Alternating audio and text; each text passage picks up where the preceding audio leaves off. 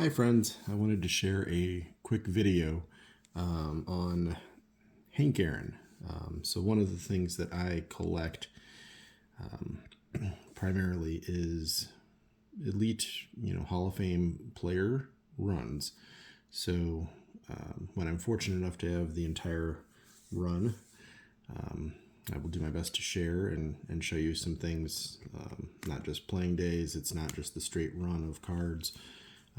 It's also some offshoots, some extra fun things. So obviously with Hank Aaron, I've got his starting lineup, his kind of 500 home run figurine there.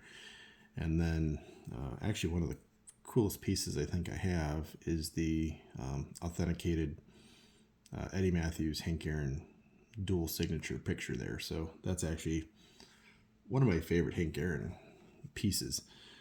I've got not a whole lot of room here to be able to display all of Hank's cards because there's a lot, but I will do my best to zip through them. If I took a minute a card, we'd be here for half an hour, and I'm not looking to do that to you. So just a quick share.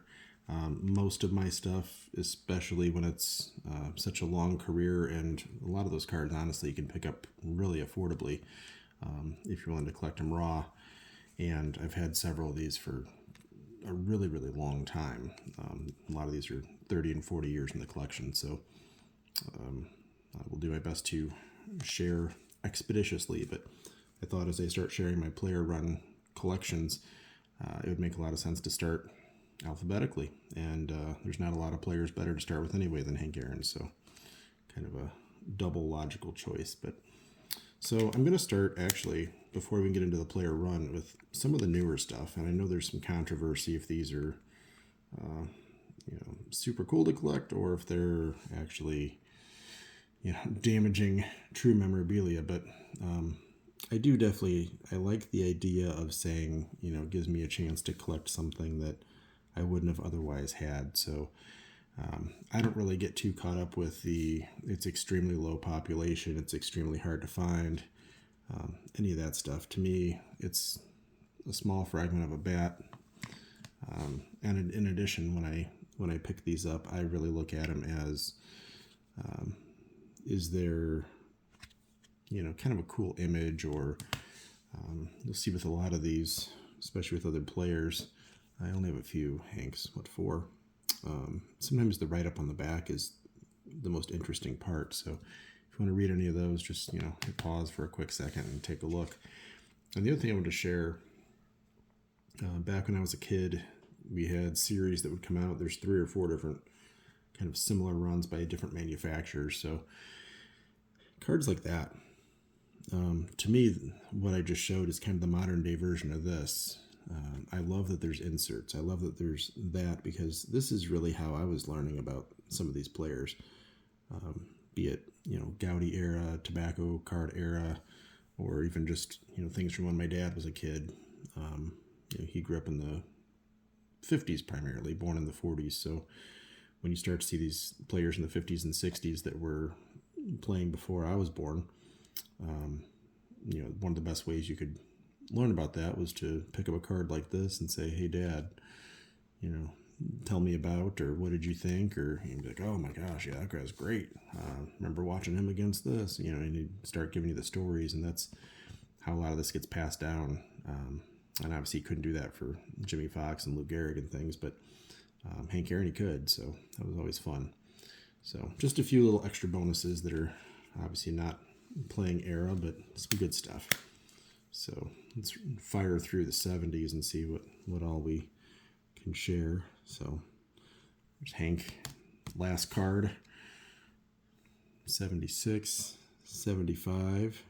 That's a neat one. I don't know why I feel like there was an era where they got really good at taking pictures of them looking slightly off.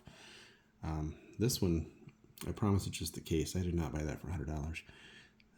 I have no idea why I used that case, but it's what my collection looks like.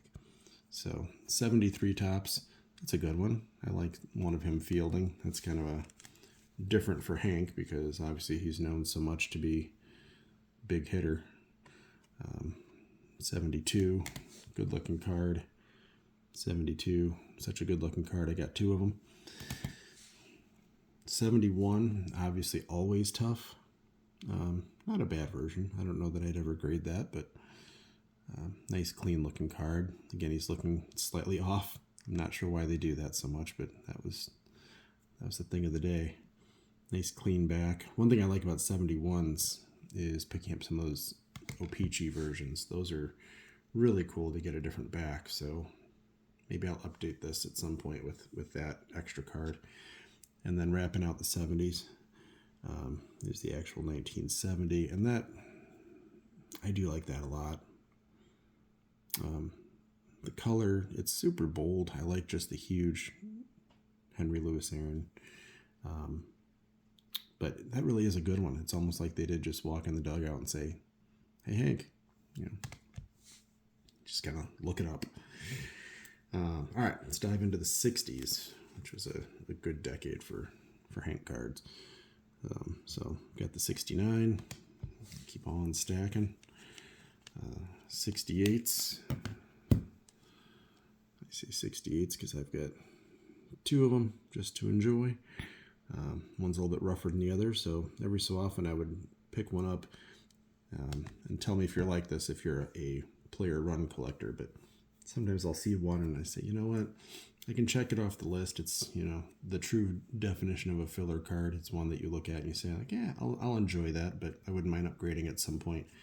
And I've kind of fallen into that, collector hoarder classification where I rarely move on from the one that I'm replacing. So cards like that, I'll just end up saying, I'll have two of them. It's okay. My 67's a little rougher than I'd want to. That's actually a really cool card, and I think if I got that in a little cleaner version, I'd probably enjoy that card more because it is a really nice looking card. Mine's a little bit dinged up and whatnot, but that's all right. 66, a little bit off cut, but pretty much clean card. I enjoy that. Off center does not bother me as much as it does some. I know centering has become like the hot topic. I don't mind that. To me, that's how it came from the factory. That's how it was cut. That's how Topps or Bowman or whoever, maybe didn't mean for that card to be, but it's how it came off their production line. So 65, that one's got some, to me, that's almost worse than my 66. It's centered more nicely, but it's been dinged, it's been handled, it's been dropped maybe. So 64, actually pretty nice and clean, except for it's got a crease to it, but from the distance you're looking at, those backs seem to always be fairly faded. That probably didn't bother me when I was 15, but in my 40s, my eyes don't prefer that as much, so I'll have to get something with that. 63, and honestly, I love the 63 as well. I got a little bit of surface wear on that, but the back is super vibrant. That's always good to look at. I love how they used to put those little cartoons on the backs of these cards. That was always enjoyable to look at, for sure. 62, I've got a couple different things here. So, like I said, kind of getting that standard base run to me means you're accomplishing your mission as a player run collector. But when you're doing that, you also find these cool offshoots, the all-stars, and I don't have all of them by any means. To me, run complete if you get the base cards, but it is fun to add those in.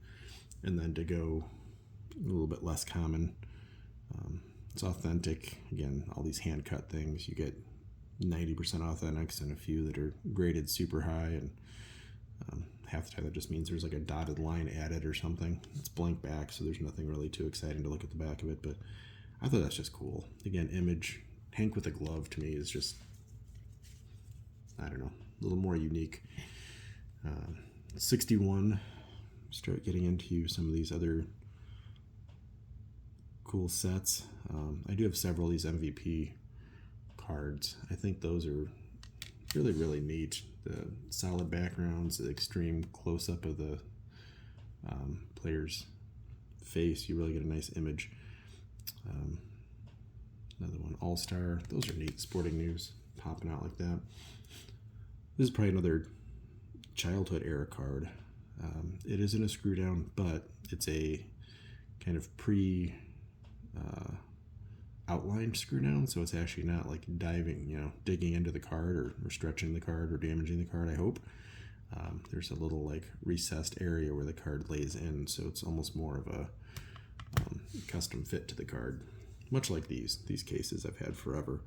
So 1960 Hank, 60 set. I like the 61 a lot too, honestly.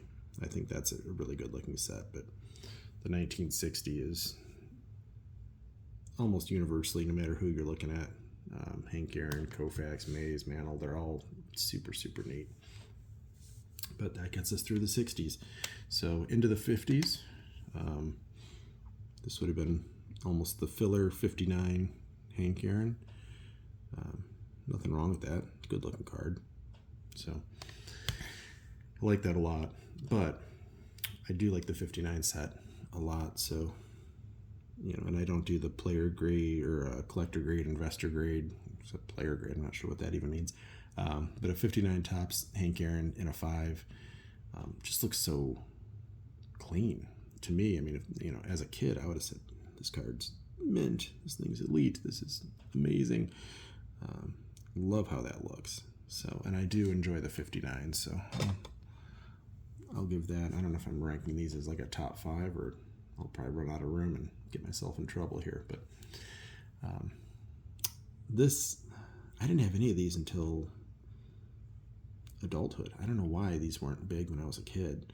I love these. They're super cool. I think the images are neat. I think the borders, the entire look of the card is just really, really cool. So I enjoy these a lot. I think the sporting news, maybe it's the bold color, kind of a unique image. It's not necessarily an image you see a ton. So I like that a lot. Next one is we dive into 58s. So 58's got a few different fun and interesting things going on. I'll start off with the Hires Root Beer, which I've shown before. That was a Strongsville edition. It's a Mike Petty collection edition. So definitely enjoy having that. Sometimes it's just the cool card, and sometimes it's the story that goes with it. So I'm going to call that one of my favorite Hanks as well. Set that one up in the background. And then the other 58s, so you've got really a variation. You've got the standard white letter version, which you look at Hank's name, it's in white. So that's kind of the standard, more common version of his card. And then I was able to pick up, these are so tough. So many of them are either fuzzy, the surface is just really, really rough. Sometimes I've seen blurry. There's a lot of just off-cut. Some I don't mind if they're off-cut, and others I feel like they are just almost distracting and not enjoyable. So my standard is, do I like it, basically. I can't say there's a really great rule. Some years they don't bother me at all. Some years it just gives me headaches. And these are, like, this version is definitely not, collector dream 50-50 kind of centering, but to me, I'm great with that. And the yellow letter is definitely the more scarce version of that 58 tops. So white letter, yellow letter, dive into that. If you're not aware there's a difference, see what you got in your collection if you have a 58 Hank Aaron. Odds are it's white letter, but if it's yellow, it's definitely a little mini win and a little more valuable than you were expecting. These as well, I will say, when you start looking at the All-Stars, those are a really good looking set. You've got your, Stan Musial, first tops card, a lot of those issues, Willie Mays, Ernie Banks, Hank Aaron. You start to get some really cool images of the players. So definitely enjoy those. There's the 58. This next card I wouldn't mind upgrading as well at some point in time. Again, not my focus right now. I'd rather do a 33 Gaudy of something I don't have, but to me, again, that one's way off cut, but that doesn't really offend me too greatly. It still looks fine to me, the main image. And again, it came out of the factory just like that. 57 Cool thing of that is it's really the reverse batting stance. So having an image of him hitting lefty is just kind of a unique, uncorrected error kind of status card. So that's fun. All right, that's 57. So we're into his first 3 years at this point. Next card, I will say there's a little bit of surface scuffing and whatever else, but worth grading for me, probably not. Worth replacing down the road, maybe once I'm really bored, but it's a good looking card. I'm good with that. So, and I think this is one where the image of the player sliding, I believe I've seen that said over and over. It looks more like Willie Mays than it does Hank Aaron, but it's digging in and finding those cool stories on some of these cards. So that's the 56 tops. Go back to 55.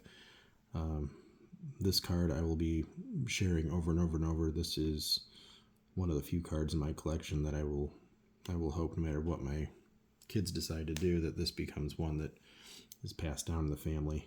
This was a gift from my mom years ago as a child, so it's one that I would like to retain no matter what the rest of the collection ends up happening over the years, if it gets shared with another collector or if someone in the family decides that's worth keeping forever. But that card in particular, 55 tops, cool image, cool card, but for us, sentimental value puts it way over the top.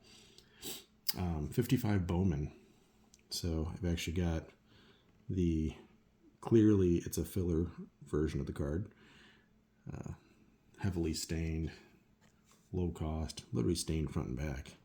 So that's that's like Kurt's Card Care version 0.6.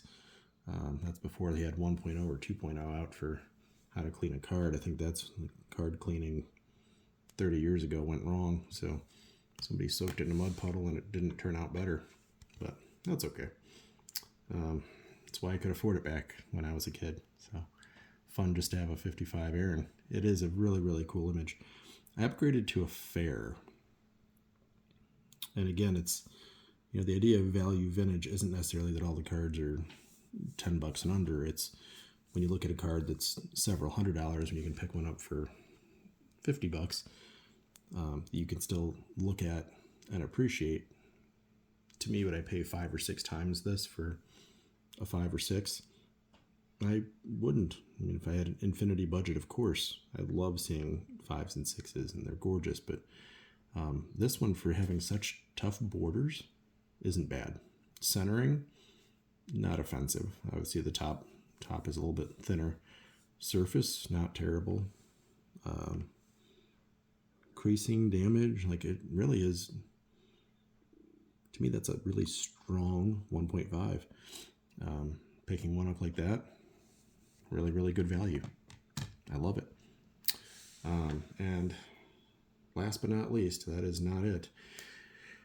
I've had this card 2 or 3 times. At one point, I sold one of them when we were raising funds to buy a house. So I stepped out of a 2, and I was fortunate enough to step back into a 1. But that's one of those like iconic core, you just have to have it. A friend of mine, Josh, is looking at 4s and 5s, and my gosh, this card is gorgeous in a 4 and a 5, because then you're almost guaranteed the sharp corners, no creasing, of course, but you get centering that's a little bit better. This one's centered great for a 54. A lot of them you do see, the name starts getting eaten off. It's like they just cut the sheets, a centimeter off, and you start to not be able to read their full name, and a lot of issues with that. Surface, there's obviously a nice crease in this one, going through kind of his face. So that part, of course, could be better, but I've definitely seen ones that were less enjoyable than this. Back, nothing crazy. Pretty enjoyable. The backs of these cards, if you have these in your collection and you're not a back collector, which I don't know that many of us would consider ourselves to be that, but take a moment and look. Some of these years, especially in like these 50s tops, early 60s tops, just so fun. The little player trivia, little comics that explain things. I mean, what a great way to learn about players of the era, especially the player you're focusing on. But yeah, for me, that's a solid 1, and I would probably have to sell everything else in my entire Hank Aaron collection to get up to a 3. So for me, I enjoy the kind of value vintage run of it all. I guess if I were to put a couple of these up here just to finish off my stands, maybe we'll put those 2 up there just for fun. But for me, I enjoy having kind of that whole player experience of cards, a few of the offshoots, some modern things, be it a jersey or a bat card, and a couple autos along the way, and even the childhood fun of having a little starting lineup. So those are fun. But that is 2024 version of my Hank Aaron run and collection. I hope that's kind of fun to review if you don't have all those or looking for some little offshoots. Hopefully that was helpful and enjoyable, and let's see what everyone else has. Let me know what I'm missing. If you know of any other little subsets that would be easy pickups. I know there's some big ones out there that I would have to put on the list for future years, not future days, but if there's something small and minor, I always love to add. So thanks for watching. I will catch you next time with whoever's the next player run. Have a good one.